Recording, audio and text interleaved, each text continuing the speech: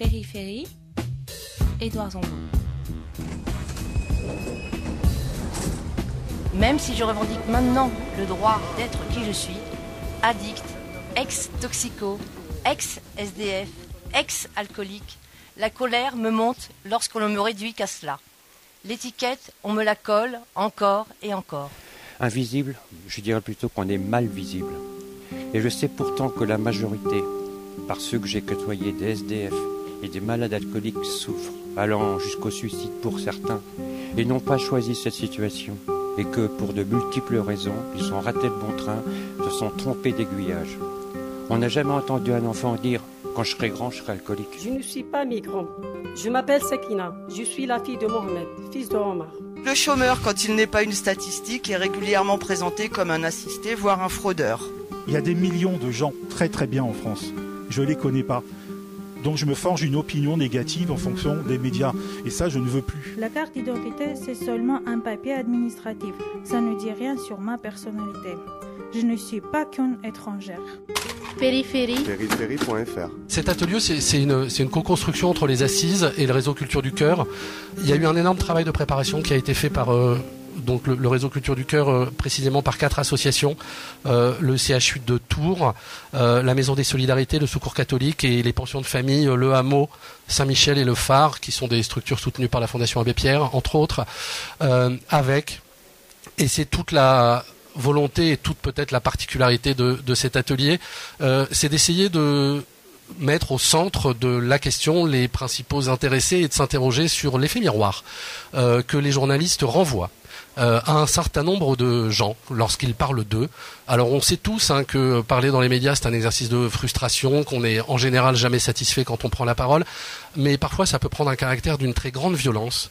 Et pour avoir eu la chance de préparer un petit peu cet atelier avec l'essentiel des participants, d'abord je voudrais les remercier de la qualité du boulot. Vous allez entendre des témoignages qui sont absolument dingues, enfin d'une immense qualité et d'une très grande dignité et d'un très grand courage, parce que il y a quand même beaucoup des participants de cette séquence qui ont accepté de se livrer. Vous verrez que à travers ces témoignages, la question qui, en tout cas moi en tant que journaliste, m'interroge, et j'espère que vous, elle vous interrogera, c'est la manière absolument partielle dont nous abordons ces sujets-là. C'est-à-dire que, et vous allez l'entendre dans tous ces témoignages, je ne suis pas que. Voilà. Vous venez me voir parce que je suis aux minima sociaux et que le sujet qu'on vous demande de faire est sur les minima sociaux, mais je ne suis pas que ça. Je voudrais remercier tous les participants qui sont à cette table et puis les autres. Donc, dans l'ordre, Bruno Morel, qui est le directeur général d'Emmaüs Solidarité, que je remercie de faire l'aller-retour et qui va tout de suite nous éclairer sur le résultat du grand débat qui a été initié par Emmaüs. Serge, que je vous présenterai tout à l'heure parce que vous allez nous livrer un témoignage. Émilie Salva, qui est sociologue, qui va nous permettre d'essayer de mettre un peu en contexte, de monter en abstraction, pour le dire vite. Guylaine et Alain, qui s'occupent d'une émission qui s'appelle Salon de pauvres sur Radio Béton, ici.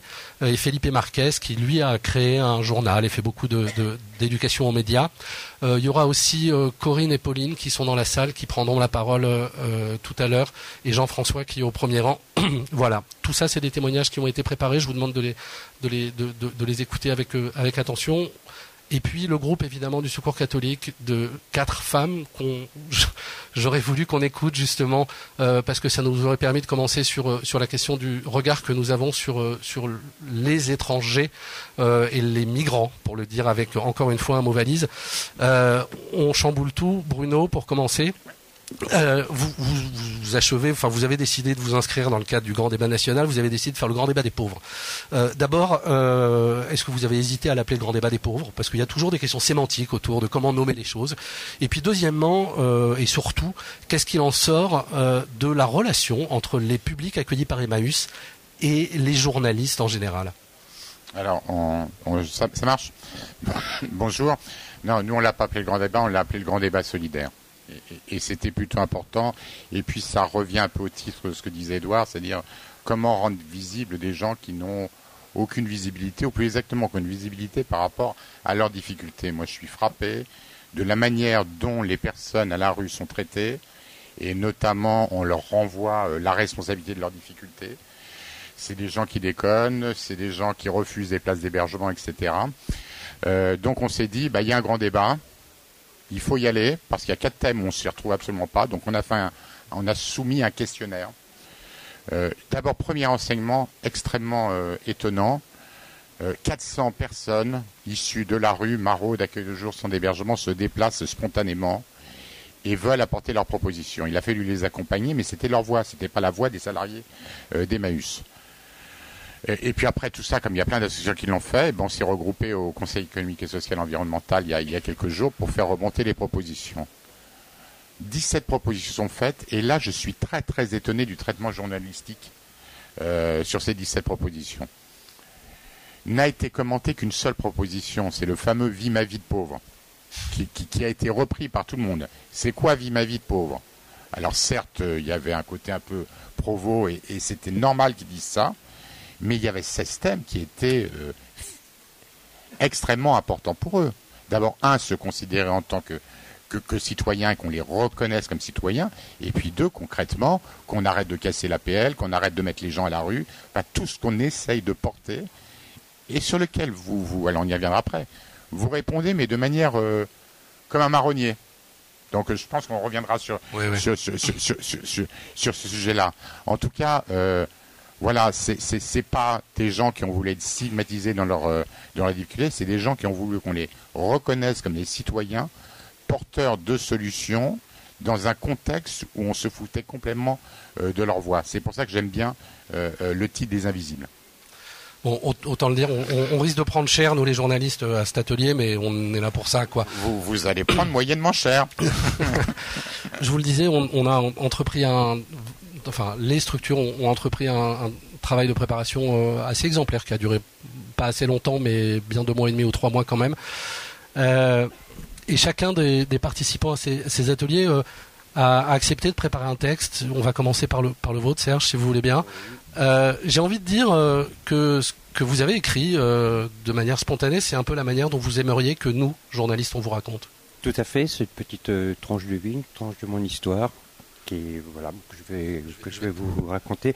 Alors je m'appelle Serge, j'ai la 60aine. Alors j'étais un citoyen que l'on dit normalisé quand ma vie a basculé après l'âge de 40 ans. J'ai l'entreprise qui ferme, chômage, divorce, puis vente de la maison, s'en suivent des petits boulots Kleenex. Alors l'espoir s'étiole, la confiance se perd, la perspective du futur devient un inconnu, et l'alcool.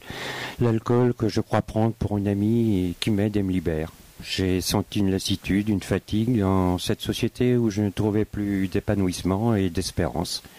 Je prends mon sac à dos, je fuis. Je me retrouve aéré dans la rue, je m'alcoolise, j'ai plus de papier ni de sécu, bref, me voilà SDF. Est-ce que je m'arrête là? L'instinct de survie est là, je m'assois sur un muret à côté d'une supérette et d'une main hésitante, je m'en dis. J'ai conscience que j'ai perdu toute ma dignité, je ne suis plus Serge. Quand je suis alcoolisé, je ne tremble pas, je prends de l'assurance. Alors pourquoi arrêter? Sur mon muret, j'observe les gens. Certains me fuient du regard, d'autres me regardent. Je ne sais pas si c'est un regard de mépris, de compassion ou de peur que quelque chose puisse faire aussi basculer leur vie un jour. Je ne veux pas aller dans les foyers. Il faut trouver un endroit où dormir. Je trouve un porche d'immeuble. Ce n'est pas possible, me dit un résident. Alors je trouve un petit coin isolé dans une rue. Souvent contrôlé par la police, j'ai le sommeil léger et angoissé. Le lendemain, il me reste un peu d'argent. J'entre dans une boutique pour acheter des sous-vêtements. On me dit, on ne sert pas des gens comme vous. Je ressors. Qui suis-je? J'ai l'impression de ne plus être un homme, mais un bipède quelconque. Le temps passe, les années, alcool, rue, mais j'en peux plus, je suis fatigué et je veux encore vivre. Il me faut une adresse pour avoir une carte d'identité. Je décide d'aller au CCS. Je veux arrêter l'alcool. J'essaie de stopper ce poison, mais le corps me réclame cette toxine. Il se venge, tremblement, sueur, crise de manque, il a gagné, je bois. Grâce aux services sociaux, j'obtiens un logement. Alors c'est décidé, je fais une cure, car je sais que c'est pas moi qui domine l'alcool, mais que c'est lui qui me domine, et qu'il me faut être aidé et armé pour dominer et combattre mon ennemi. C'est une démarche difficile. C'est accepter d'être alcoolique, avec toutes les stigmatisations faites autour. Dans les médias, l'alcoolisme est souvent lié à la violence et la délinquance. La drogue et l'alcool est une drogue dure, et pourtant elle est en vente libre. Et les alcooliers s'enrichissent sur notre maladie. Ce sont les grands dealers respectés qui agissent en toute impunité. Être hospitalisé pour une maladie comme un cancer, les gens compatissent. Être hospitalisé en cure, c'est bien fait pour lui. Le poivreau, l'ivrogne, il l'a voulu. Alors on se rabaisse dans la honte, la culpabilité. C'est bien ma faute, bien sûr, mais je veux gagner ce défi. Alors est-ce qu'on est invisible ou stigmatisé? Stigmatisé, oui, c'est sûr, je le pense. Invisible, je dirais plutôt qu'on est mal visible. Et je sais pourtant que la majorité, par ceux que j'ai côtoyés, des SDF et des malades alcooliques souffrent, allant jusqu'au suicide pour certains, et n'ont pas choisi cette situation. Et que, pour de multiples raisons, ils ont raté le bon train, se sont trompés d'aiguillage. On n'a jamais entendu un enfant dire « quand je serai grand, je serai alcoolique ». Aujourd'hui, j'ai gagné une bataille. Je fais des activités, je fais au cinéma, je vais au théâtre. Mais je sais que, dans les yeux de beaucoup, même dans l'abstinence totale, je suis toujours un alcoolique et je le resterai toujours. Et cette impression me rattrape lorsque je vois l'alcoolisme abordé dans les médias. C'est la stigmatisation et la non-compréhension que je ressens, jamais la main tendue. Merci Serge.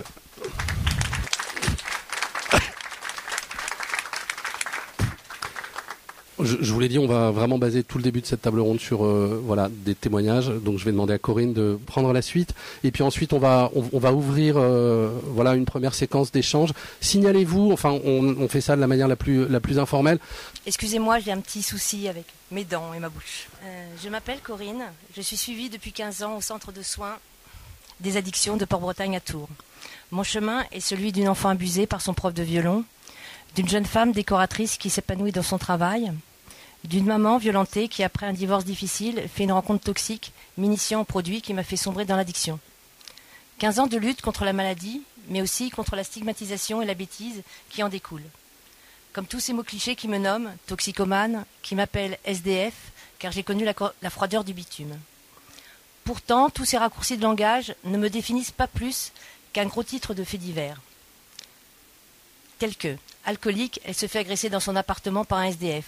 Ou bien, bipolaire, le fils en était pris à sa mère.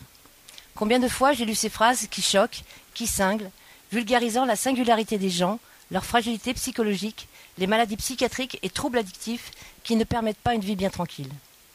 Déshumanisé, voilà ce qui me choque. Surtout que mes défaillances ne me qualifient pas, la maladie non plus. J'ai arrêté d'écouter une certaine presse qui fait me sentir plus exclue que je ne le suis, et banni les clichés qu'elle propage et qui enferme. En protection, je me reconstruis en travaillant sur le bien-être, sur l'échange, qui est un maître mot dans ces maladies psychiques qui isolent et désociabilisent déjà elles-mêmes. Maintenant, je sélectionne les médias, m'approprie les infos, celles qui vont aider à ma réhabilitation. Je me documente et peux écouter pendant des heures des conférences mises en ligne. Mes problèmes de drogue, l'isolement, la rue sont des lointains souvenirs et j'ai une méfiance absolue pour l'alcool. Cette vie chaotique, ma fragilité mentale, j'en fais une force dorénavant et pense m'inscrire dans un parcours de médiation pour partager ma singularité, mes connaissances des problématiques de la maladie, afin d'aider les gens isolés en souffrance. Cette maladie est un labyrinthe où sans cesse il faut retrouver le lien. Culture du cœur m'aide à le retrouver, car les ressources culturelles font partie des remèdes qui soignent et soustraient de l'exclusion. Je partage également la création d'un blog pour les usagers de Port-Bretagne et tous ceux qui voudraient s'informer sur les troubles addictifs et les moyens mis en œuvre pour s'en sortir. Même si je revendique maintenant le droit d'être qui je suis, addict, ex-toxico, ex-SDF, ex-alcoolique, la colère me monte lorsqu'on me réduit qu'à cela. L'étiquette, on me la colle encore et encore. Ces termes faciles qui condamnent et brisent l'estime de soi, si difficile à retrouver. Comment faire pour que le journalisme soit au plus proche de la réalité humaine? Comment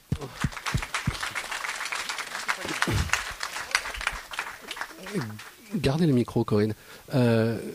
Comment faire? Vous finissez votre témoignage en posant cette question. Qu'est-ce qui vous fait le plus souffrir dans la représentation médiatique et publique de ces soucis que vous avez traversés et surpassés? ce qui me fait vraiment, ce qui m'ennuie vraiment, ce qui me fait souffrir, c'est les représentations qu'il y a derrière. C'est-à-dire qu'après, une fois que c'est dit dans les journaux, voilà, c'est dit, c'est fait, c'est bipolaire, c'est alcoolique, c'est schizophrénie aussi qu'on emploie à tout va. C'est plein de choses comme ça qui sont des maladies mentales, dont bien souvent les journalistes en général prennent des mots et du coup les citoyens s'en emparent. Et on retrouve ça un peu partout. Et donc, quand on côtoie un petit peu ce genre de maladie, bien malgré nous, on en paie les conséquences. C'est-à-dire que, évidemment, c'est difficile pour les gens d'aller chercher des choses auxquelles ils ne sont pas,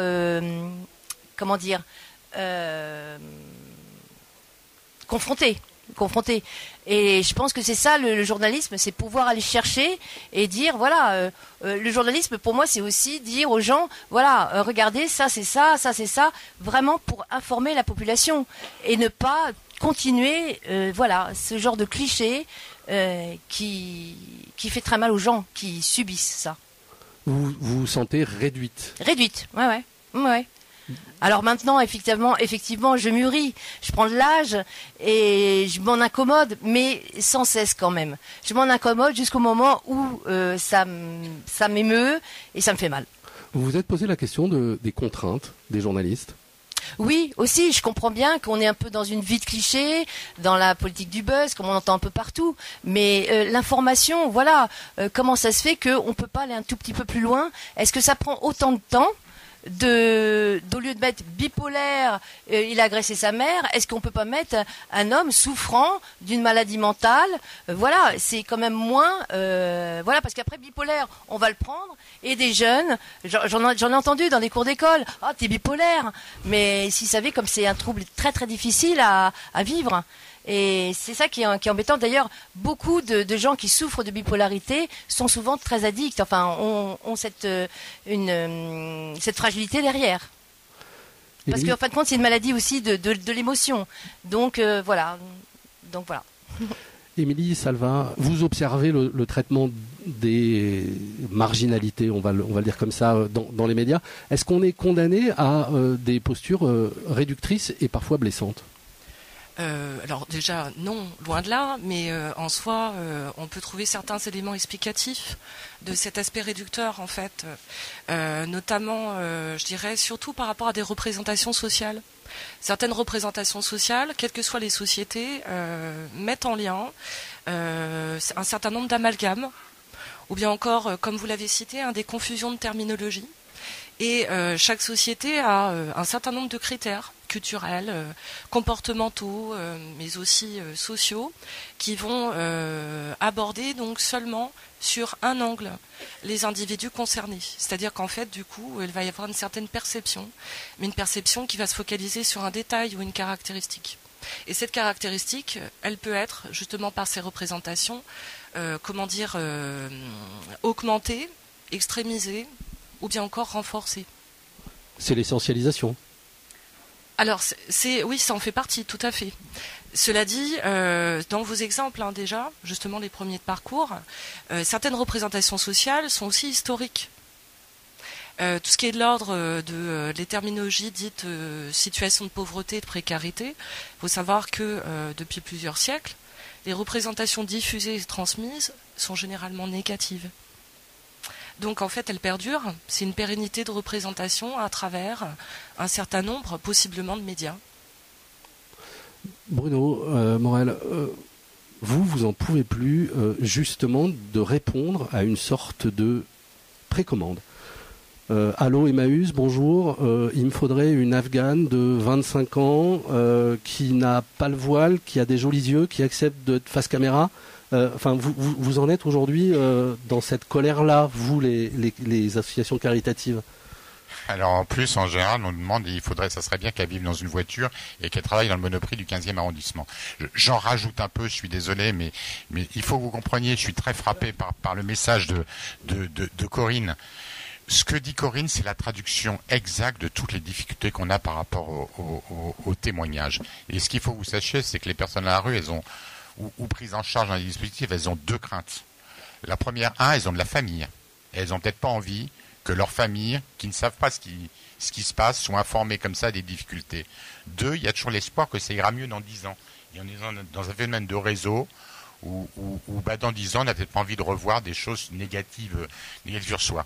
Alors après, il y a toute l'histoire du casting que vient de dire Édouard, qui est extrêmement compliqué. Ce qu'il faut que vous sachiez, c'est qu'une fois qu'on aura répondu à toute la commande, y compris le site, il faut être à tel endroit, avec telle lumière, etc. Après, il faut mobiliser les personnes.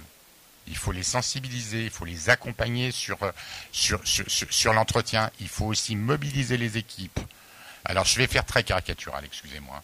Tout ça demande pas mal d'heures de boulot, pas de pause, c'est pour le JT du soir. On se débrouille. Des fois, vous venez, excusez-moi, vous passez toute l'après-midi chez nous. Au meilleur cas, il y a une phrase qui est reprise. Au pire, on ne sait pas ce que devient le reportage. Alors, c'est pas un problème d'ego, hein. C'est un problème qu'après, il faut gérer vis-à-vis des personnes. Parce qu'une personne à qui on donne, on parle d'invisible, mais à qui on donne la possibilité de faire entendre sa voix, après, c'est un peu compliqué en disant, vous m'avez saisi, et il se passe rien, et vous m'avez utilisé. Donc c'est ce genre, je pense qu'il faudrait qu'on arrive à travailler des modes opératoires un peu plus simples. Et la tentation de nous envoyer chier, elle... Alors c'est arrivé. Non mais c'est arrivé. C'est arrivé. Ça arrive notamment sur quand il y a une exigence inacceptable du genre. Non, parce qu'en plus vous avez quand même une espèce de jeu un peu habile. Si on va pas chez Emmaüs, on ira à la Fondation Armée du Salut. Hein, on est un peu en concurrence entre nous tous.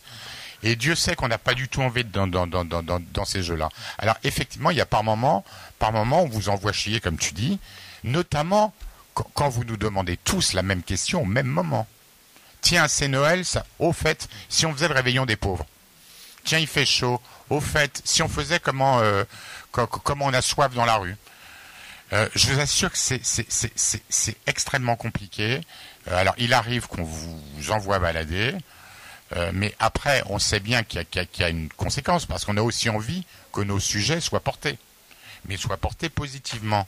Alors de grâce, si on arrive à faire des sujets de fond, si on arrive à les anticiper, et surtout, et après je vais arrêter ma liste de courses, essayez aussi de faire des reportages sur des histoires positives, sur des résultats positifs. Arrêtons de stigmatiser les publics sur leurs difficultés. On va parler de l'alcoolo, on va parler de la violence dans un centre, on va parler d'incidents qu'on a, mais on ne parle pas de ce qui se passe bien. Moi, je suis frappé sur le traitement des migrants. On a parlé sur les migrants de la France qui rejette, on n'a jamais ou peu parlé de la France qui accueille. Tu me fais une transition parfaite. Je voulais commencer par ça.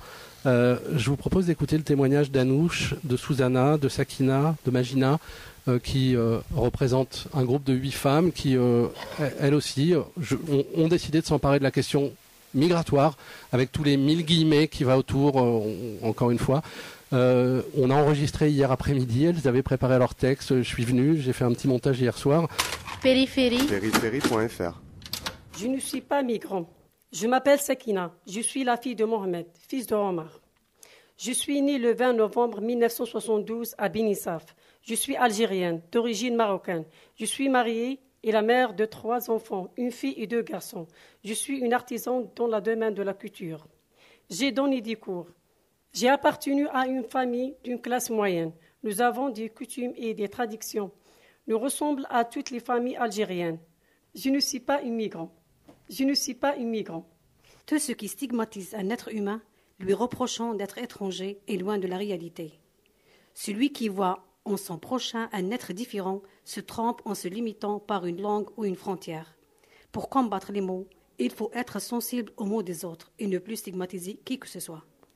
Je crois que ce qui est écrit sur ce qu'on appelle les papiers d'identité ne dit pas tout de la personne. L'identité, pour moi, ne se limite pas par une frontière ou une langue, afin d'être loin d'enfermer quelqu'un par notre regard, ou nos paroles, ou nos actes. Je m'appelle Susanna. Je suis arménienne. Je suis née en Arménie à Etchmiadzin, dans le village Apaga. J'ai 2 sœurs, Narina et Tatevik. Je suis l'aînée. Je fais 10 ans d'études à l'école de mon village, Après, je fais 5 ans d'études à Erevan à l'université Khachaturi-Abovian. Je suis professeur de mathématiques.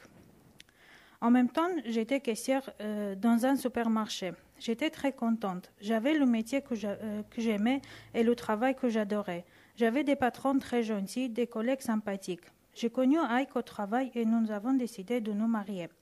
J'avais tout ce que je voulais, mais la vie a décidé de changer tout ça. Je me suis retrouvée en France et là, tout a changé. Les gens, la manière de vivre, la culture, les habitudes, la langue. Ça fait 3 ans que je suis en France. Ici, mon rôle a changé. Je suis dans un lieu où je ne connais rien et je dois réussir à faire ma place ici. J'ai tout de suite commencé à apprendre la langue, à connaître des Français, mais je reste arménienne et mon corps est resté en Arménie où j'ai ma famille. J'ai toujours ma carte d'identité arménienne, mais je n'ai pas de papier d'identité français. Je suis immigrée. La carte d'identité, c'est seulement un papier administratif. Ça ne dit rien sur ma personnalité. Je ne suis pas qu'une étrangère. Nous avons tous la même racine, chers amis. Juste à cause de la vie, en tant que représentants de différents pays, nous avons des croyances et des traditions différentes. Aujourd'hui, je suis fière car j'ai l'occasion de découvrir la culture française. J'espère qu'un jour, le monde intérieur des migrants sera plus intéressant pour les médias que le nombre de migrants. Émilie Saloa.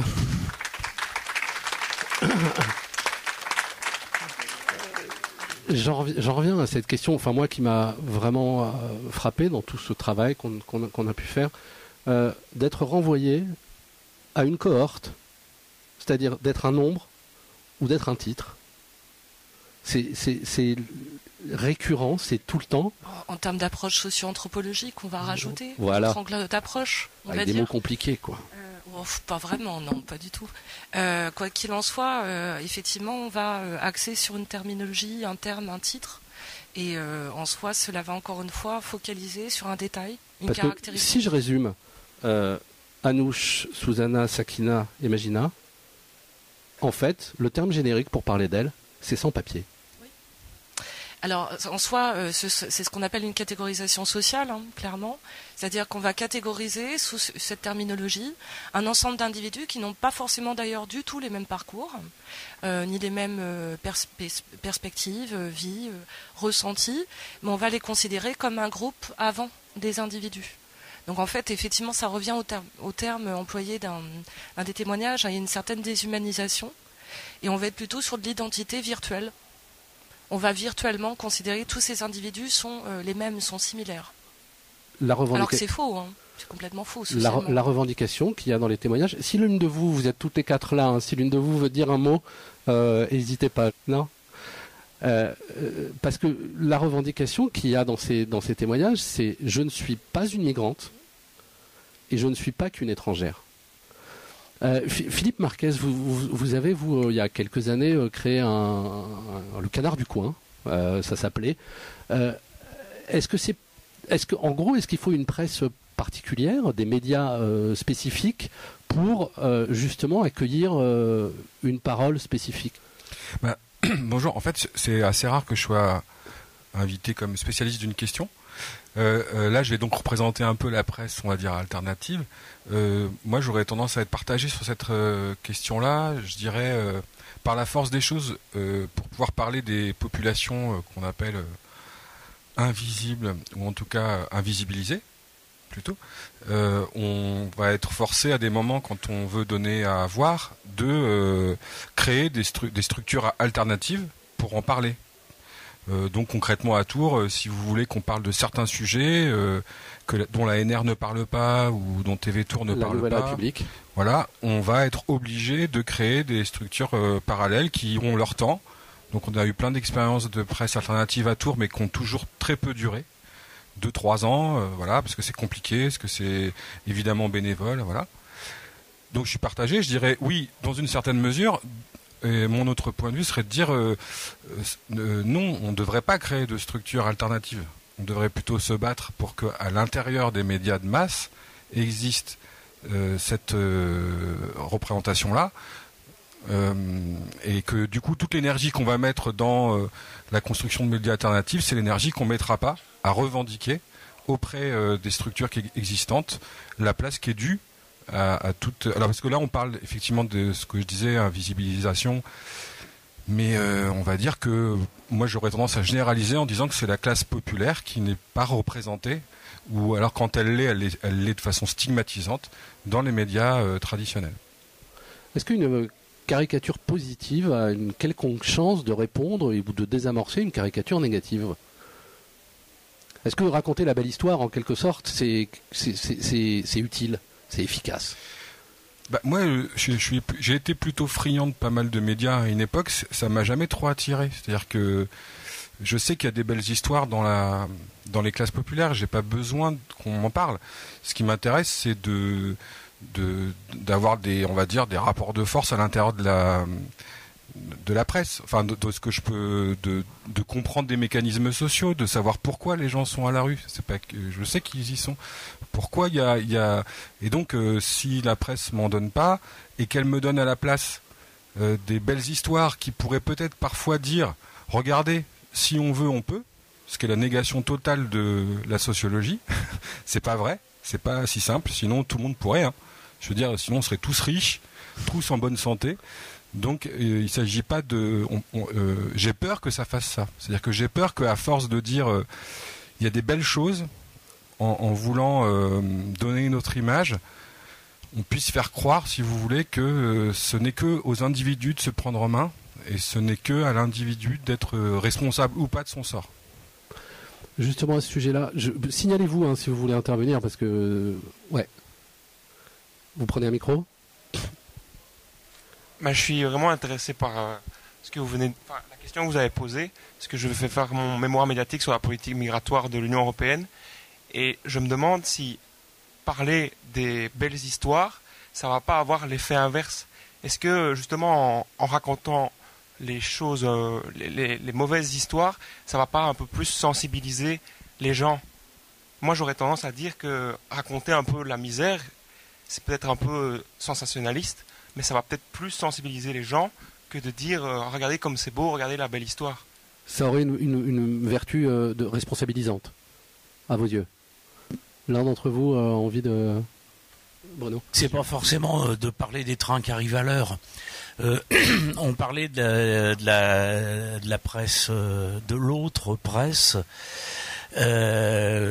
Pour vous signaler qu'il y a une exposition ici même sur l'un des plus anciens journaux de ce qu'on appelait à l'époque la contre-presse dans les années 70, ça s'appelait Le Petit Rouge de Touraine, c'était ici, c'était à Tours, ça a duré 4 ou 5 ans, j'ai fait partie de cette chose-là dans une vie antérieure, pour ça que j'en profite, et il y a une expo qui est ici dans la grande salle, et effectivement c'était des sujets dont on parlait, et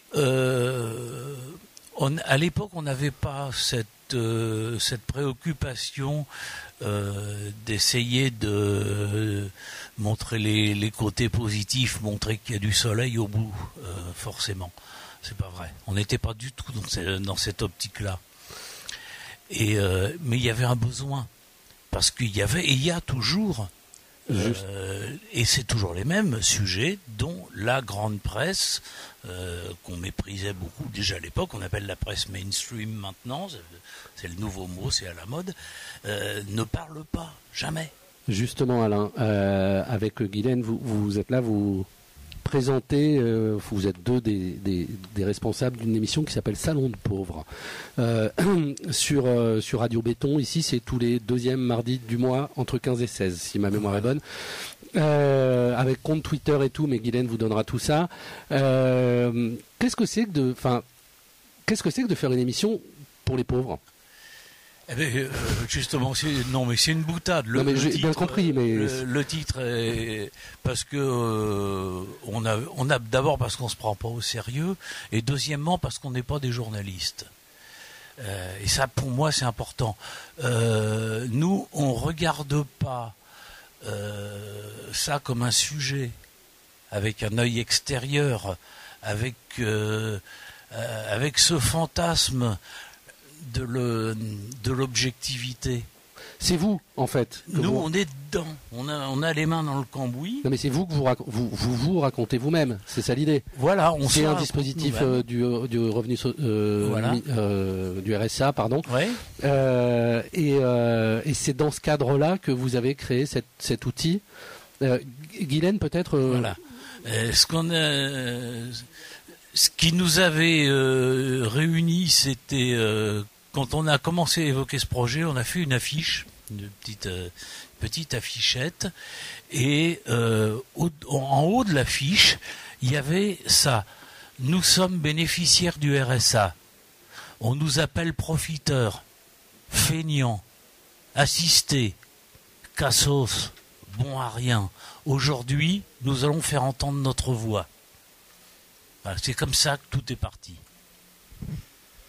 Oui, en effet. Alors donc notre émission, il y a beaucoup de choses à dire sur notre émission. Je vais essayer d'être courte sur le sujet, mais le but, c'est en fait entre personnes allocataires de minima sociaux de se rencontrer, d'échanger personne à personne et de créer du lien.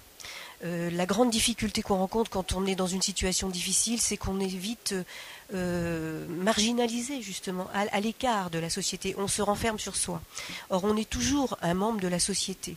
Et ce qu'il faut essayer de faire comprendre et pour créer du lien, justement, c'est d'aller vers les autres et l'émission a ce but. Nous avons beaucoup de rubriques dans notre émission, mais en particulier, nous recevons, par exemple, les représentants d'un garage solidaire, une coiffeuse solidaire à domicile qui se déplace et dont les prix sont très modiques. Nous donnons des informations sur toutes les sorties culturelles gratuites qui sont à la disposition des gens. Il y a quand même des dimanches où les musées sont gratuits, etc. Enfin bon, beaucoup de choses comme ça. Nous avons aussi reçu, mais toujours sur un pied d'égalité, Serge par exemple qui est venu témoigner parce qu'on a eu une thématique sur l'addiction.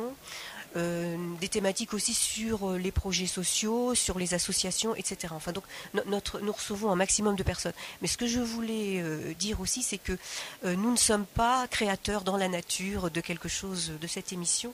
Nous travaillons en lien très étroit avec le conseil départemental, car c'est au sein alors je rappelle, Martin Heich a créé la loi RSA en 2008, revenu social d'activité. À l'intérieur de cette loi, dans sa grande sagesse, donc le législateur a décidé que les usagers devaient faire partie, devaient pouvoir s'exprimer. Et ici, donc, au conseil départemental d'Indre-et-Loire, il y a des groupes ressources qui ont été créés, ouverts aux bénéficiaires du RSA. Donc c'est le lieu où les gens peuvent se faire connaître, échanger. C'est bénévole, c'est volontaire, sur la base du volontariat. Et donc, dans notre groupe ressources de Tours-Nord, mon conseil, nous avons créé un intergroupe sur le thème de la lutte contre la stigmatisation. Et ensuite est née l'idée, grâce à Alain, de créer une émission de radio. Et le but, c'est vraiment de mettre en lien tous les éléments qui peuvent être notamment les ressources auprès des travailleurs sociaux, de l'ensemble des ressources départementales de l'insertion pour nous aider, pour dire aux gens, voilà, tout ceci est à votre disposition, n'hésitez pas à pousser la porte d'une maison départementale de la solidarité, venez échanger avec nous. On a une page Facebook qui s'intitule Salon de pauvres, un compte Twitter, Salon de pauvres. On a créé un blog de groupe ressources hier, groupe ressources 37. Enfin voilà, on a... Oui. Il est en construction, hein. Vous précipitez pas. Donc, le but, c'est vraiment cet échange sans avoir peur, sans avoir de culpabilité, sans être inquiet. Il ne va rien se passer de négatif. Au contraire, tout ce qu'on pourra trouver comme solution positive, d'aiguiller les gens vers les bonnes portes, les bons bureaux, les bonnes personnes, c'est le but de notre émission. Et on a aussi une page Facebook. Alors elle porte pas le même nom que l'émission. Ça se complique. C'est un petit peu plus long. Ça s'appelle Bénéficiaires du RSA, des gens comme les autres. Bon, c'est pas très difficile à s'en souvenir, mais il y a régulièrement plusieurs centaines d'échanges chaque mois sur les sujets les plus divers et bien entendu. Tout le monde, il n'y a pas besoin d'être au RSA pour aller regarder là-dessus. Tout le monde peut y aller. Et si vous connaissez des gens qui sont malheureusement au RSA, dites-leur, allez voir ces supports-là. vous avez peur, vous avez l'impression que les gens que vous invitez à un salon de pauvres, ils n'oseraient pas parler dans d'autres médias. Il y a quelque chose, moi, toujours dans cette préparation qui m'interroge. C'est à la fois travailler avec vous sur ces quelques séquences, ça a été à la fois la très grande méfiance, voire la très, très grande défiance qu'il y a vis-à-vis des journalistes, mais aussi, et on l'a bien vu dans tout le travail, et on va ensuite donner la parole à Pauline, cette volonté que vous avez de se raconter. Est-ce que vous pensez que, en fait, finalement, vous faites tomber une peur ? Ben oui, mais c'est certain. D'abord, on n'est pas dans un média neutre. Radio Béton est une radio locale. C'est une radio connotée rock, mais pas seulement. Elle est issue directement de l'époque du mouvement des radios libres et elle en a conservé les valeurs. Elle n'a pas été rachetée par un groupe, Lagardère y est pour rien. Il y a quasiment pas de publicité. C'est pas qu'on soit contre par principe, bien que certains d'entre nous le soient, mais c'est que tout simplement on va pas particulièrement la chercher, sauf sur des projets précis où là il faut absolument des budgets, et comme les collectivités locales sabrent dans les subventions depuis des années et des années, on est bien obligé de se débrouiller autrement. Mais je veux dire, c'est pas un média neutre, c'est un média où on peut se sentir un peu chez soi, donc on peut se lâcher. Voilà. Justement, Pauline, vous, dans le travail préparatoire que vous avez fait, vous avez choisi, vous avez décidé de faire un texte sur l'effet miroir que vous renvoie la presse. Globalement, on s'est dit, vous sortez de la gare de Tours, vous tombez sur un dos de kiosque, et qu'est-ce que ça vous renvoie comme image de vous-même, parce que vous êtes globalement, pour le dire vite, là aussi c'est très réducteur, mais ce qu'on appelle une chômeuse de longue durée, quoi. Périphérie. Périphérie.fr.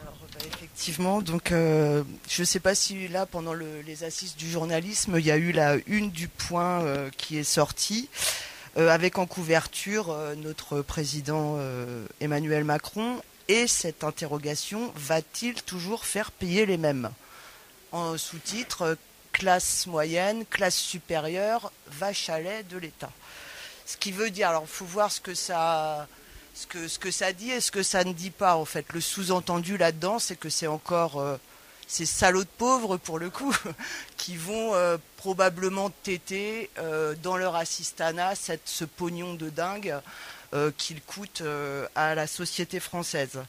Alors, la semaine dernière, Nicole Belloubet affirmait aussi qu'un chômeur sur 5 était plus payé au chômage que quand il travaillait. Donc ça a été repris par Le Figaro, l'Express, tous les quotidiens. Quand Alternative économique a fait un démenti, a démonté cette affirmation, c'est resté très confidentiel. Donc voilà, je me dis, quand j'ai éteint, moi, il y a longtemps, ma télévision pour éviter ce genre de choses que je trouve un petit peu agressives, mais je ne peux pas éviter les kiosques. Donc voilà, me revoilà mise au banc des fraudeurs et des assistés. Alors pour voir comment les médias parlent du chômage et des chômeurs, du coup je me suis intéressée aux unes de presse depuis... alors je ne suis pas remontée trop loin, je suis remontée au moment de la fusion de la NPE et des ACDIC, au moment de la création de Pôle emploi, sous la présidence de Nicolas Sarkozy. Donc en fait le chômeur dans les médias, alors j'ai fait un peu une enquête à charge, il y a quand même... Donc le chômeur, quand il n'est pas une statistique, est régulièrement présenté comme un assisté, voire un fraudeur. Et c'est surtout à l'arrivée des beaux jours, en fait. Comme quand le salarié part en vacances, la presse aime à lui rappeler que d'autres sont en vacances tout le temps, et en plus à ne rien faire avec l'argent des autres. Donc en avril 2011, on a BFM qui dit enlever le RSA aux chômeurs pour stopper l'assistanat. Là, c'est une question. Donc pour ceux qui sont un peu pointus, qui connaissent les problématiques, RSA, allocation chômage, c'est pas tout à fait la même chose. Là, ça peut mettre une petite confusion dans la tête des gens. En août 2011, Le Figaro nous informe que le fichier des allocataires sociaux va être bientôt opérationnel. Donc moi, personnellement, ça m'a fait un petit peu peur. En 2012, l'Express se pose encore la question, les chômeurs sont-ils des assistés? On a toujours le point d'interrogation, mais il ne va pas tarder à partir, vous allez voir. Alors en décembre 2013, allocation chômage RSA, la vérité sur la France des assistés, toujours dans l'Express. Alors en sachant que cette enquête-là, elle a quand même été complètement démontée par un journaliste sur le blog de Mediapart, mais c'est resté aussi très confidentiel. Je parle même pas de valeur actuelle parce que là, on a un festival où se mêle un peu tout, hein, avec quand même les immigrés et l'assistanat. Là, il y a une petite tendance comme ça. Le Figaro en 2018, on a un peu de modération, trop d'aide sociale ou pas assez d'emploi. Là, on peut se dire, il y a un début de question qui peut m'intéresser, ce qui peut me concerner et me revaloriser. Mais un peu plus tôt en juin, la question c'était prestations sociales et pauvreté, la générosité française en question. Donc quand même, la France est bien généreuse avec l'assisté que je suis. De même, le Figaro constate en août 2018 que 12% des demandeurs d'emploi ne cherchent pas d'emploi. Alors on aurait pu dire 88% des demandeurs d'emploi cherchent un emploi. Ça aurait été présenter les choses un peu plus positivement et de manière un peu plus honnête. Et puis là-dessus, on a eu la présidence de Macron avec des petites phrases, traverser la rue. Alors à ce propos, traverser la rue, ça me fait rire parce qu'en fait, si quelqu'un s'intéressait un peu aux pôles emploi qui sont sur notre territoire de Touraine, vous verriez que les arrêts de bus ont été délocalisés à 50 ou 100 mètres de tous les pôles emploi depuis qu'il y a le tram et le nouveau réseau fil bleu. Donc des fois, il suffit pas de traverser la route. Même pour les handicapés à Tournord, il faut faire 100 mètres sur une route qui monte. Et comme c'est la GFIP, en fauteuil roulant, vous pouvez le faire. Donc voilà, le pognon de dingue, traverser la rue. Qu'est-ce que vous voudriez lire parce que au-delà de cette... je peux entendre la violence que vous ressentez de ce que vous dites dans stigmatisation. Qu'est-ce que vous voudriez voir comme enquête? Eh ben, j'y viens à ce que je vis en fait. Ce que j'aimerais lire, c'est ma réalité de demandeuse d'emploi. Alors je vais faire un petit topo sur mon parcours. Je suis née dans les années 70, après les premiers chocs pétroliers, et donc au début d'une crise qui est maintenant devenue un système. Et ma vie professionnelle, à l'image de ma vie tout court, n'a pas été un long fleuve tranquille. J'ai toujours entendu parler du chômage, jusqu'à le rencontrer en 97, personnellement, à ma première inscription à la NPE, qui n'a malheureusement pas été la dernière. On m'a dit à ce moment-là que je n'avais pas à avoir honte. J'avais moi-même mes préjugés sur les demandeurs d'emploi, puisque, comme je vous l'expliquais ce matin, j'allais à la NPE à l'époque, au moment des Feux de l'amour, en me disant qu'il y aurait moins de monde. Donc voilà, j'avais mes propres préjugés avant d'avoir un parcours d'accompagner. Moi, voilà ce que j'aimerais entendre. Les réalités de l'accompagnement des demandeurs d'emploi, ce qu'a été la fusion de Pôle emploi, qui est devenue en fait quelque chose qui n'est plus de l'ordre du public, qui est devenu une entreprise. Alors il y a eu une émission Les Infiltrés en 2013, où les gens de Pôle emploi, les salariés, disaient que ils avaient des portefeuilles clients, qu'ils étaient un peu dépassés. Voilà, il y a quand même eu des voix qui ont dit non, la réalité... Voilà, il y a ce que j'aimerais voir dans les médias, ce que j'aimerais qu'on dise, c'est ce que fait l'ATD Quart Monde quand il donne les réels chiffres de la pauvreté, de la précarité, des gens qui recherchent, pourquoi ils sont dans ces situations, que les médias donnent la réalité de ce qui se passe dans l'accompagnement, comment l'argent qu'on a cotisé quand on a travaillé pour être accompagné est redistribué au privé et qu'on se retrouve dans des lieux parfois tout miteux, où on se dit je vais prendre un cancer avec l'amiante, en face de gens qui sont un peu moins précaires que nous et qui sont obligés d'être là tout le temps, eux, mais voilà. Et qu'on donne la réalité de ces courriers qui se croisent, de ces périodes de carence où quand on perd un emploi, on se retrouve pendant 45 jours sans un sou, et que s'il n'y avait pas des inclus, qui sont encore un peu gentils avec nous, qui sommes devenus exclus, on se retrouverait complètement sur le carreau. Vous avez l'impression que cette histoire-là, cette narration, elle est absente des médias? Je dis pas qu'elle est absente, elle est présente. Je vous dis, il y a de temps en temps, ce discours peut être entendu. Mais c'est pas le discours majoritaire, et c'est un discours en plus qu'on a l'impression qu'on cherche à étouffer, qui ne veut pas être entendu, puisque en fait c'est cette caricature de 2 personnes, il y a 10 pommes, quelqu'un en prend 9, en donne une à l'autre et dit oh, attention, le chômeur va te la prendre.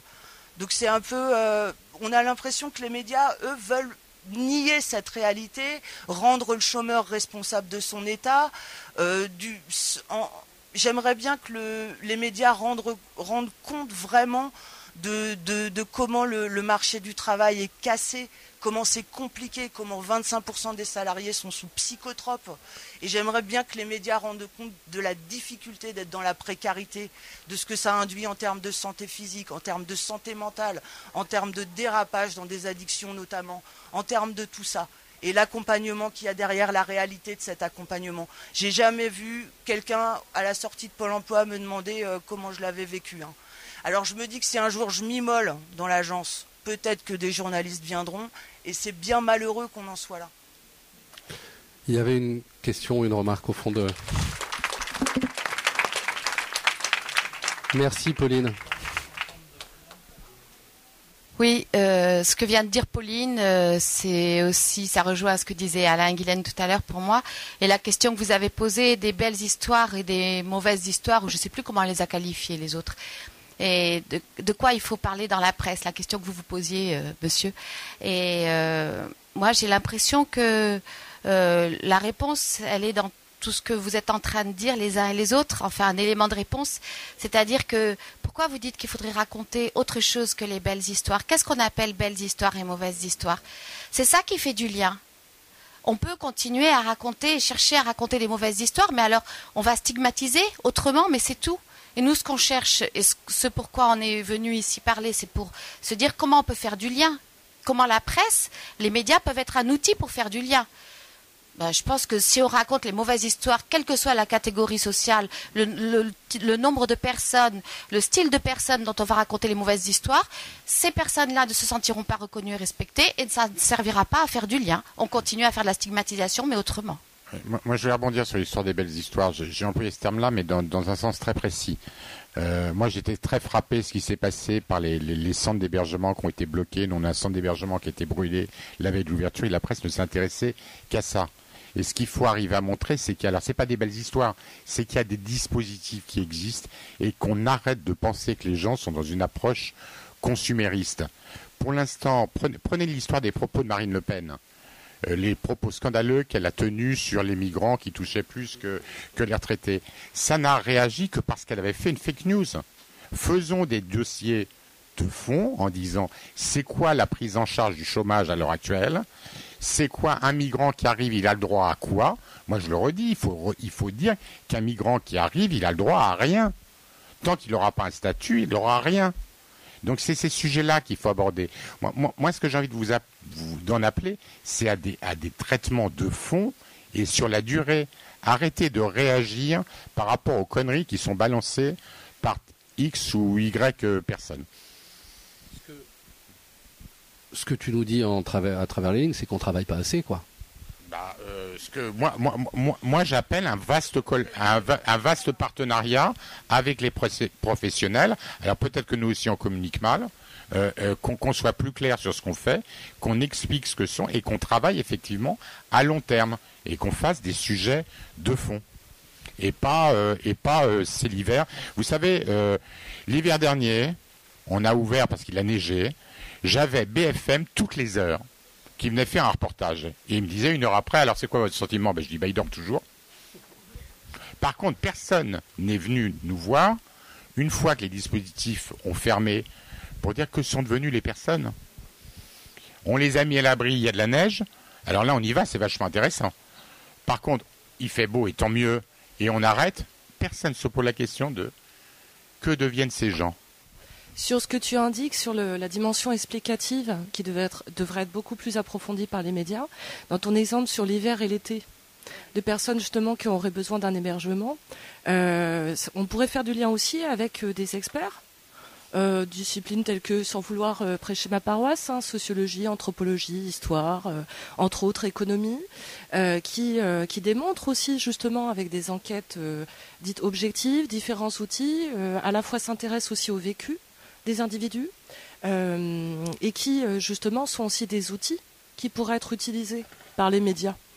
Et à ce niveau, justement, il y avait une recherche de Julien Damon sur les sans domicile fixe et le prisme dans les médias, et c'était très bien vu. En fait, on s'intéresse particulièrement aux sans domicile fixe pendant l'hiver. Pourtant, tout ce qui a été démontré, c'est qu'en été, il y a autant, voire plus, tout à fait, effectivement, de décès. Mais c'est plus sensationnel.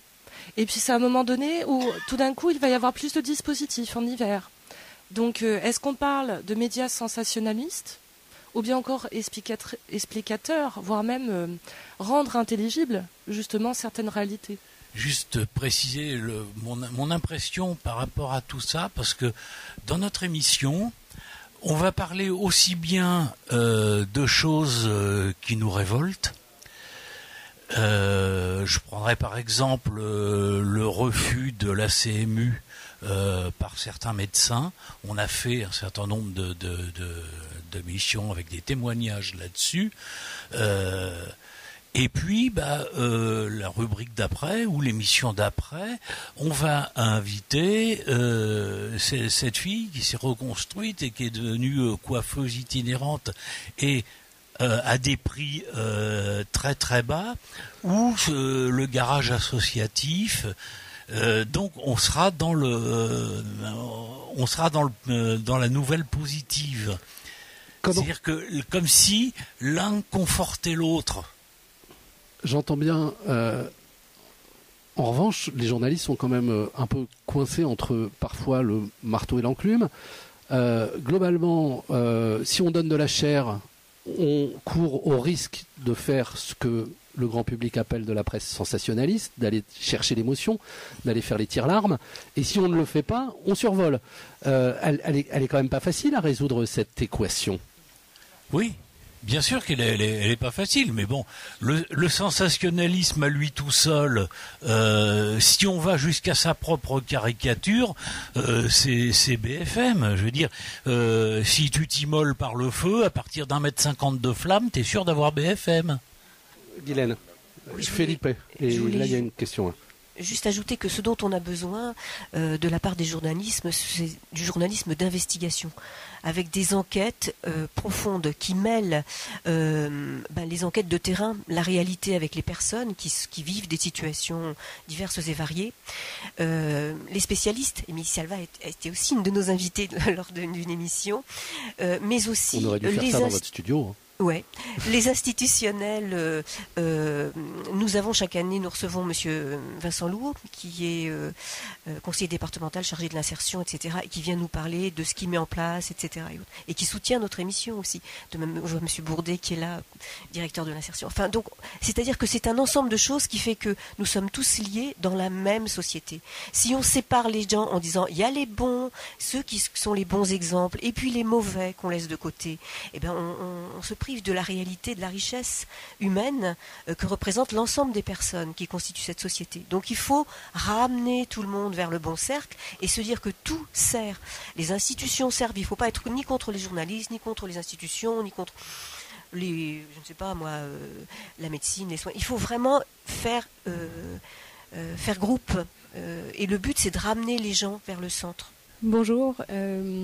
Merci pour vos témoignages et c'est passionnant. Pour moi, c'est le débat le plus intéressant depuis mercredi. Non, c'est vrai. Alors moi, je suis journaliste. J'ai travaillé en presse généraliste pendant quelques années. Je suis journaliste pigiste, donc un statut qui est assez particulier puisqu'on a plusieurs employeurs et on est payé à la pige, donc à la mission. Au début, lorsque je travaillais pour un titre national belge, parce que je viens de là, lorsque je parlais de sujets, moi j'ai fait mon mémoire sur la migration, sur les refus à la frontière qui sont en fait liés à un quota en Belgique. Lorsqu'on a dénoncé ça, voilà, donc le sujet est sorti et à la suite de ça, on veut aller plus loin, donc on veut faire de l'enquête. Et en fait, au deuxième sujet, on me dit ok, très bien, donc là tu auras 3000 signes, donc c'est pas grand-chose. Puis on me dit au sujet suivant, non mais c'est pas sexy quoi. On en a déjà parlé. C'est pas sexy. Alors le c'est pas sexy, je l'ai beaucoup entendu. Et aujourd'hui j'ai la chance de travailler pour une presse spécialisée destinée aux médicaux et aux travailleurs sociaux. c'est passionnant parce qu'on a le temps, on a un peu plus de moyens aussi, c'est super. Mais il y a une frustration parce qu'en fait, on sait qu'on est peu lu. Alors, on est lu par les bonnes personnes parce qu'on se dit, lorsqu'on va parler d'une initiative positive, moi, en région PACA, ça va pouvoir essaimer, c'est passionnant. Mais on se dit, moi, je travaille beaucoup sur l'accès aux soins des minorités marginalisées. C'est un terme, je me demande souvent comment le dire. Là, on a fait un travail sur les personnes transgenres et comment elles sont reçues à l'hôpital. C'est un thème c'est un scandale. Et en fait, je sais que ça a été lu uniquement par les soignants qui lisent ma revue. Donc, je sais pas, 10 000 abonnés, je sais pas. Et on se dit, mais ça, il faut... Et alors, quand on propose ces sujets-là à de la presse généraliste, en tant que journaliste pigiste spécialisé, soit on n'a pas de réponse, et vraiment, on est dans 8 cas sur 10 où on n'a pas de réponse. Soit on nous dit, c'est pas sexy, c'est trop anglais, ça va pas parler à assez de gens. Enfin voilà, je veux pas, c'est pas misérabiliste comme témoignage, c'est juste pour que vous ayez ce son de cloche aussi. Et souvent, voilà, et on est aussi nous, pas tous les pigistes et heureusement, mais beaucoup d'entre nous sont précaires aussi et doivent jongler entre aussi parfois des titres qui vont nous payer, pour lesquels on va faire des articles avec lesquels on n'est pas à 100% d'accord, mais qui vont nous permettre d'enquêter après sur d'autres sujets, pour lesquels on va peut-être publier sur Bastamag, sur Reporter, sur des sites auxquels on croit, mais qui nous paieront moins, voire pas pour certains magazines. Certains étaient là il n'y a pas longtemps. Voilà, c'est juste un témoignage, je ne veux pas prendre plus la parole, mais je voulais faire entendre ce son-là.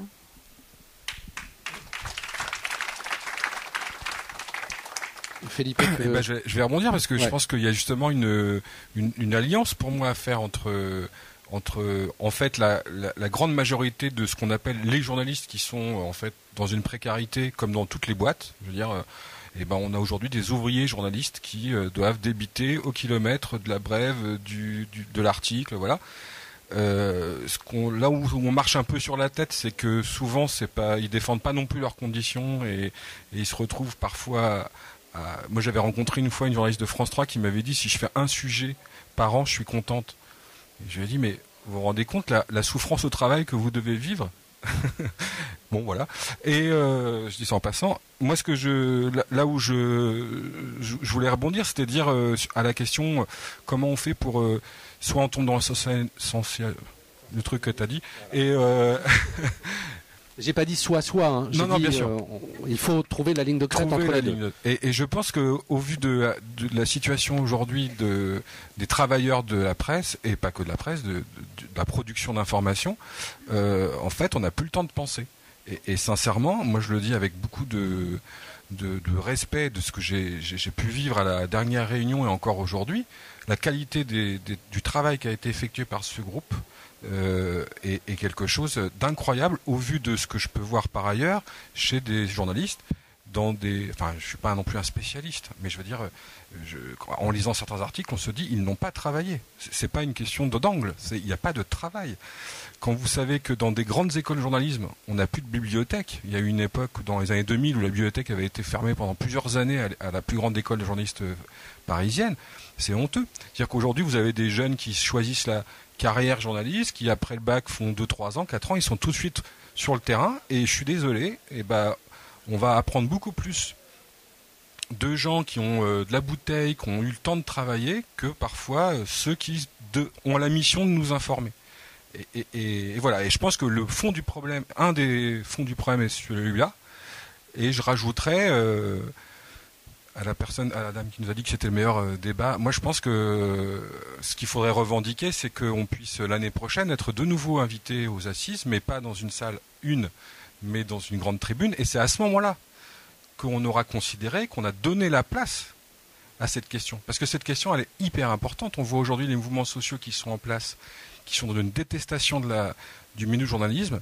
Et aujourd'hui, aux assises, je jette pas la pierre aux organisateurs, mais on est dans un système qui on ne s'autorise pas à donner la place à une parole. Voilà, je reviendrai pas sur les 2 titres de cet atelier. Il y a eu 2 titres, un dans un dépliant, un dans le programme officiel. Et donc, dans un des 2 titres, on a supprimé le mot stigmatisé, c'est-à-dire qu'on peut même pas se dire. C'est un mot, moi je l'ai noté comme ça. Il paraît donc impossible pour des organisateurs de débat de laisser dans un titre la stigmatisation, qui était le mot choisi. Non, c'est un peu plus enfin. D'accord, c'est plus compliqué. Voilà, mais pour le coup, marginalité, moi quand j'ai lu le titre de marginalité, franchement, j'ai rien compris. Et quand j'ai invité des gens à dire la marginalité dans les médias, qu'est-ce que ça veut dire? Pour moi, le mot marginalité, précisément, est un mot stigmatisant. Je voudrais, il y a quelques questions. Avant, je voudrais donner la parole à Jean-François pour le dernier des témoignages, justement, parce qu'on est sur... Jean-François a décidé, lui, d'écrire un texte sur une vision un peu plus générale, un peu plus globale, et qui rebondit sur ce que vient de dire Felipe, sur une sorte de journalisme d'a priori, en fait, qui nous est de plus en plus reproché.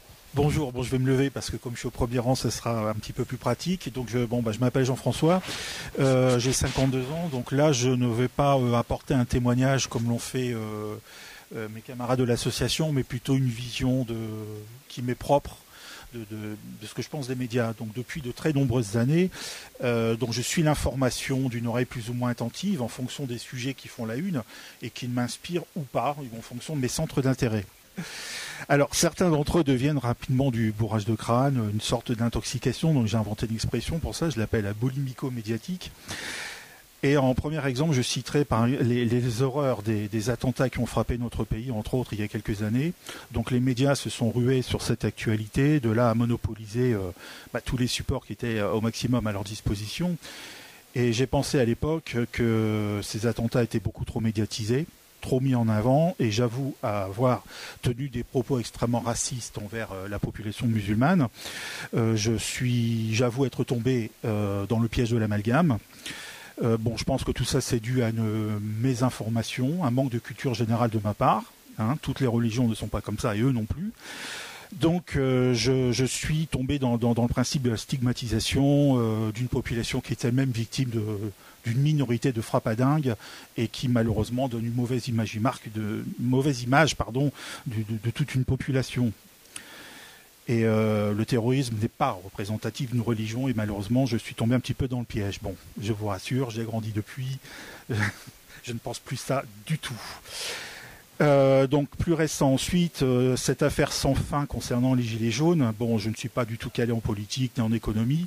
J'ai avalé des tonnes d'informations où on mettait on mettait les gentils d'un côté, les méchants de l'autre, m'obligeant presque à avoir un regard extrêmement négatif envers cette bataille entre les gilets jaunes et ces fameux CRS-SS, comme en 68. Et moi, je me situais au milieu, ne sachant pas à quel sein me vouer. De là, ne plus être capable de me forger une propre opinion sur l'actualité, une opinion personnelle.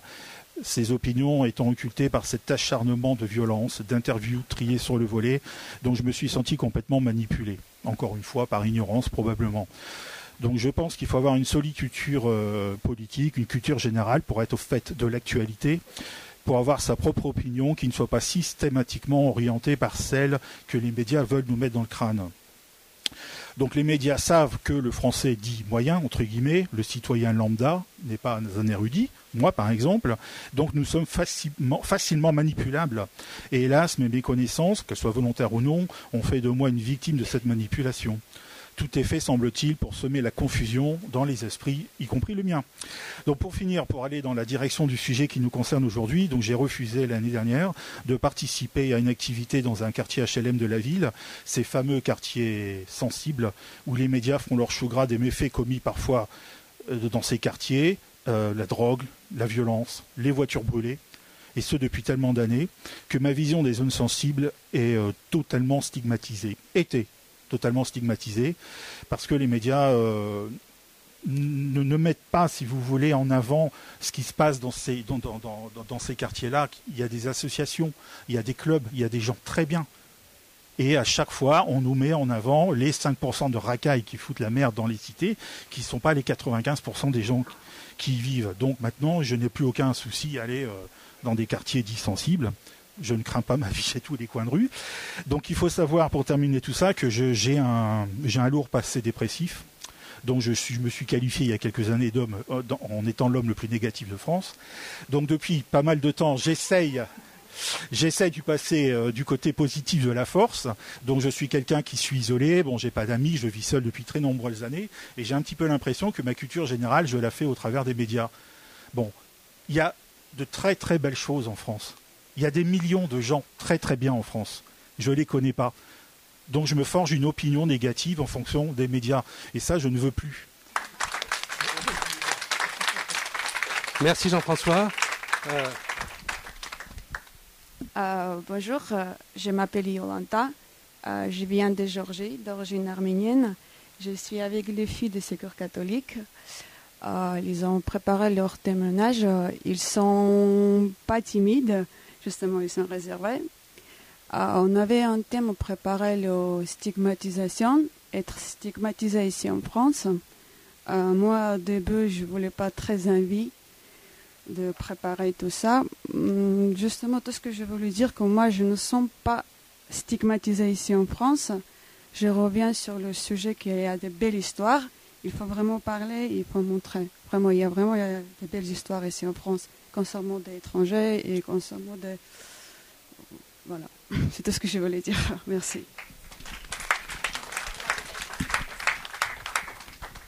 Madame. Bien, je vais essayer de rester positive après tout ça. Donc je voulais dire que je suis bien sûr très touchée par tout ce que j'ai entendu. Moi j'aimerais mettre le zoom sur l'éthique. Hein. Je vous ai entendu parler comme un journaliste. Je vous ai entendu parler de chair. J'avoue que ça m'a beaucoup choquée quand vous avez dit on doit faire de la chair à un moment. Donc moi je sais que dans la salle il y a beaucoup de jeunes étudiants. Hein. Donc moi j'ai envie de leur dire, parce que vous nous avez dit aussi, on est pris entre le marteau et l'enclume. Vous êtes un individu, vous êtes des individus plutôt culturés, plutôt réactifs, mais réagissez. Je veux dire, réagissez par rapport à vos employeurs. Autant, tant que vous serez des individus isolés, effectivement, et si chacun s'enferme dans sa bulle de « je vais être licencié », effectivement, ça continuera comme aujourd'hui. Mais pourquoi on ne parle pas d'un code de déontologie? Pourquoi on ne parle pas d'éthique par rapport à toutes ces personnes qui sont maltraitées? Déjà une chose qui est très choquante, on ne parle jamais de personnes. On parle de migrants, on parle d'alcooliques, on parle de prostituées, on ne parle jamais de personnes. Ce sont des personnes en migration, ce sont des personnes prostituées, ce sont des personnes alcooliques. Voilà. Donc éthique et déontologie, si ça pouvait être écrit quelque part, parce que quand vous nous avez dit aussi que le mot stigmatisation a été enlevé des débats, ça fait vraiment réfléchir. Je vais conclure en disant que j'habite donc à Tours, que pour rester bien insérée dans ma cité, dans la vie locale, je lis quotidiennement le journal local. Et tous les matins, ce sont les titres de l'horreur. J'ai fait un petit recensement parce que j'ai dans l'idée d'écrire une histoire avec les titres du journal local. C'est impressionnant. Merci. Pour finir, moi je me fais un interprète de Corinne. 88% des personnes à la NPE, enfin à Pôle emploi, cherchent du boulot. Je pense, retenez ça, ça veut dire qu'arrêtez de traiter, enfin arrêtons de traiter les sujets sous la pression du sensationnalisme ou des considérations climatiques. Bon, je vais vous remercier tous. Je voudrais, s'il vous plaît, j'aimerais bien que vous fassiez un applaudissement pour tout ce groupe qui a travaillé. Merci à vous.